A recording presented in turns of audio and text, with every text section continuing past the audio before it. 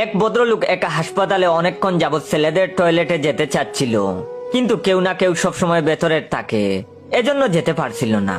আবার দূর থেকে একজন নার্স লোকটার দুর্দশা দেখছিল। সে বলল, স্যার, আপনি মেয়েদের টয়লেট ব্যবহার করতে পারেন, কিন্তু আপনাকে প্রমিস করতে হবে যে আপনি টয়লেটের দেয়ালের কোনো বাটন ব্যবহার করবেন না। ভদ্রলোক তাতে রাজি হয়ে টয়লেটে গেল।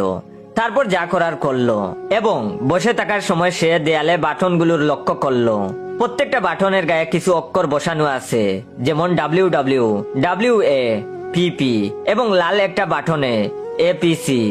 সে তখন ভাবলো, বাটনগুলো চেপে দেখলে কে আর দেখবে, এবং তার কিউরিসিটির জয়ও হলো। সে WW অর্থাৎ ওয়ার্ম ওয়াটার বাটন চাপলো। হঠাৎ করে গরম পানি এসে তার পশ্চাৎ দেশ স্প্রে করে দিল। কি মজার অনুভূতি সে ফিল করলো। সে তখন মনে মনে বলল, পুরুষের টয়লেটে এসব নাই কেন?